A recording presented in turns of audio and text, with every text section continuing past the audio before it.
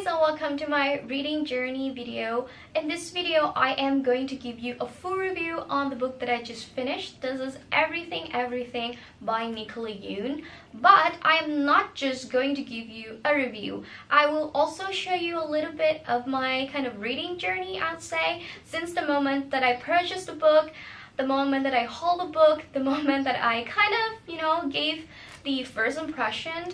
And I have some footages that I filmed while I was reading the book, like some comments that I wanted to make. And so yeah, that's kind of like giving you the whole experience that I have with everything. So without further ado, let's get back in time just a little bit and see what I've got to say.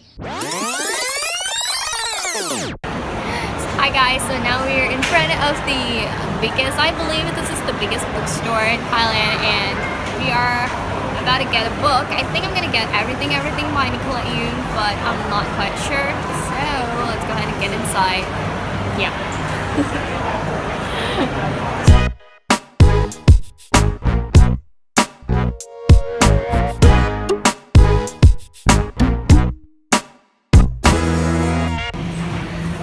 Finally got a book, yay!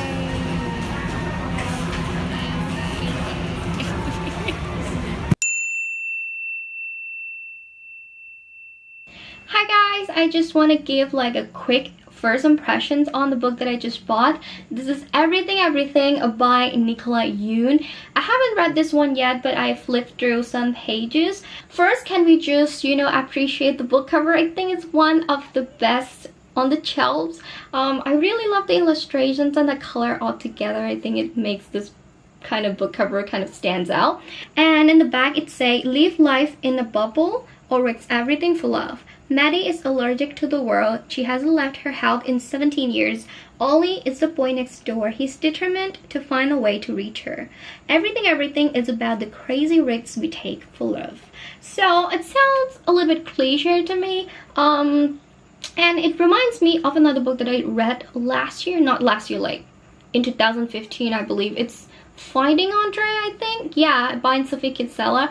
And I actually really love this one. So this book kind of gave me the same vibes. So I think that I might also love this book. Inside the book, you can see that the story it's told in different ways, like through illustrations, through messages, through emails, through notes. And I think that it's, another good way to tell the story. So I'm gonna give you a quick update after I read it for like a couple of chapters. Oh, and one thing about the chapters, I've noticed that some of them are really short. Like some is like 1 page or half page, and some could be like 2 pages or 3 pages. And that, I think, it's kind of like give you different dynamics in the book. So yeah, I'm just going to tell you later what it's all about and how I feel about it. Hi, just want to give you a quick update. I finished the first 56 pages of the book, and it's more enjoyable than I expected. I really like the way the story it's being told and how it's presented. And I mentioned before that it reminds me of the Finding Andre, but actually these two stories are totally different. Andre, the main character from Finding Andre, she suffers from mental illness. Meanwhile, the main character in this book, Madeline, she's suffer from the disease that I cannot remember the name. And I left the book in another room, I'm sorry. Anyway, she kind of sick physically, so her mindset kind of worked differently from Andre. And I actually really like her. I like how she thinks. I like that she loves reading books, and she makes reviews about it. I think that's pretty cool. And I also love how she kind of, make the first contact with the boy next door, Ollie. That's such a cool part. I love reading their conversation so far. Hi guys, I am now on page 136, and I don't know, I feel like I started to dislike the relationship between two main characters, and that is so sad. I don't know why, but I just feel like the relationship between the two kind of went a little bit too fast. And yeah, and now here comes the drama. And I hate drama part. I'm more than halfway through now. And a trip to Hawaii? Seriously? I don't know how I feel about lying that much. So, one thing that I've noticed about the book is that the descriptions of some certain things, I really like it. I feel like we are all in this world and we get used to living outside our house and everything.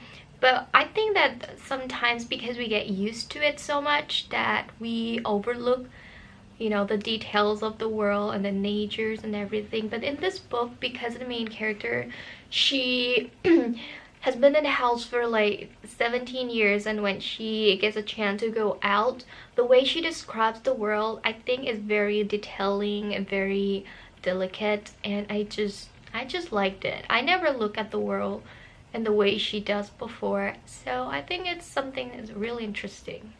Even though there's a lot of, you know, things in this book that I start to dislike, but still I love how the author described the nature and the surrounding and the scene.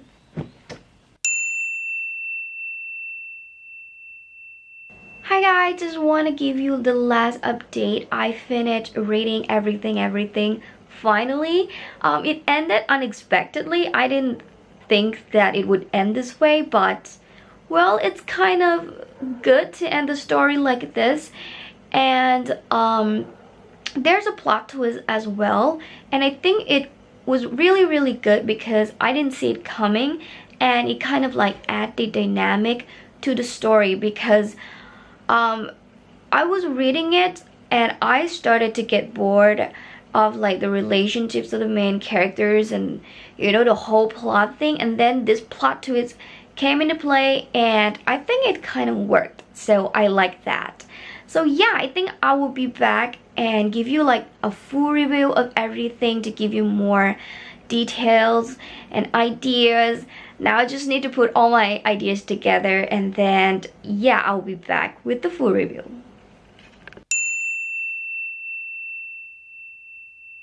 Alright guys, so now it's time for a full review. Now let's get ahead and talk about the plot first. I feel like at first this story, it's going into like a cliche teenage love runaway type of story, and I didn't quite like it until the plot twist happened. I really enjoy reading the plot twist. I think it's so cool and I didn't see that coming. So a cliche kind of book with a huge plot twist, I would say. I don't like the relationship between two main characters that much.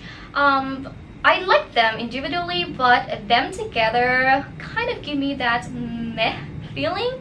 I feel like they both went into relationship a little bit too fast. I understand why that happened, but still I don't quite enjoy that. I kind of like the ending. I know that it could have been better.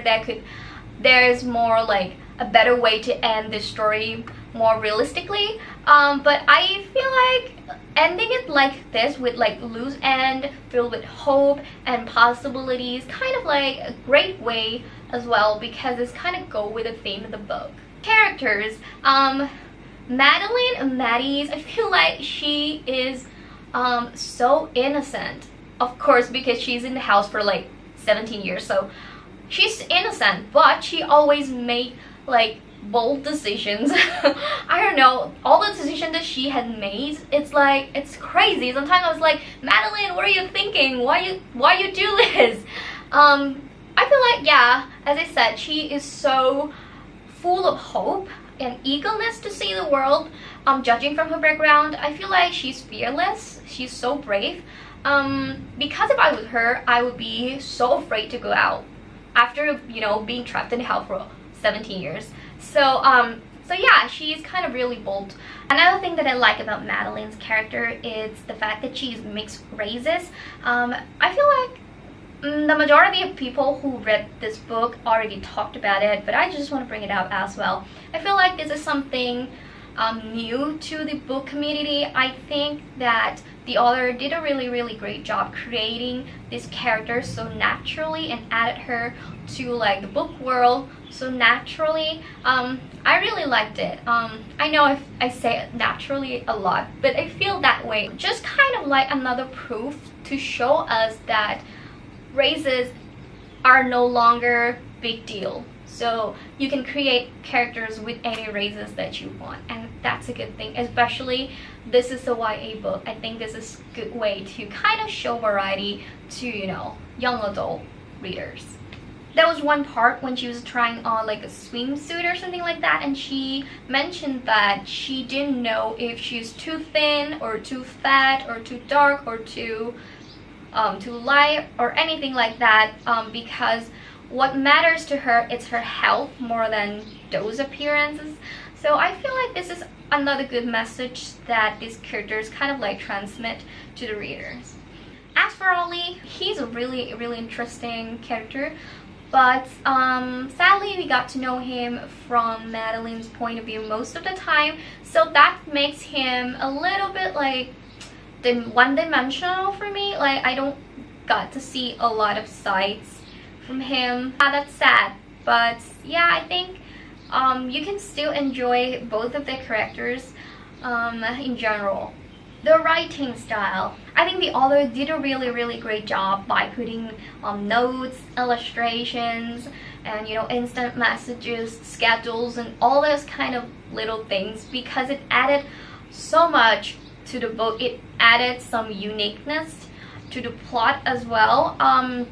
My favorite part would be like their instant messages. I feel like that's when I learn more about Ollie, because you know, there's no interruptions from Madeline's thoughts or anything like that, so I kind of learned about him solely from what he says, and I like that part. And I mentioned it before when I was reading that I really loved the descriptions that the author made about, you know, things that Madeline sees for the first time. And yeah, that's something that I enjoy, like from the beginning until the end of the book. I think it's so beautiful, so pleasing, so delicate. It's just beautiful. So I really love the descriptions.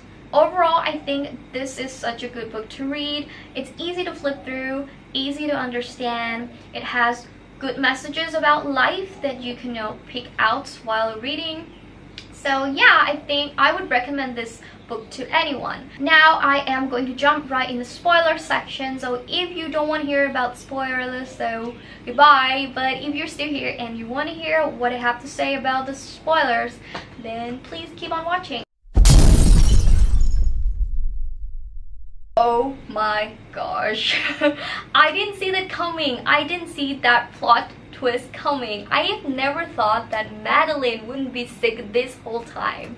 I knew from the beginning that this book was going to end like with happy ending, but I thought that they would finally figure out what triggered her allergies, or they would probably, you know, find a cure for her so she could live happily outside of her house and she could live a normal life again. That's what I imagined the ending would be, but ending it like this, it's quite unexpected and that's a good thing about this book. So the whole story was about her mother keeping her inside the house because she was afraid that she would lose her daughter, just like she lost her husband and her son when Madeline was younger.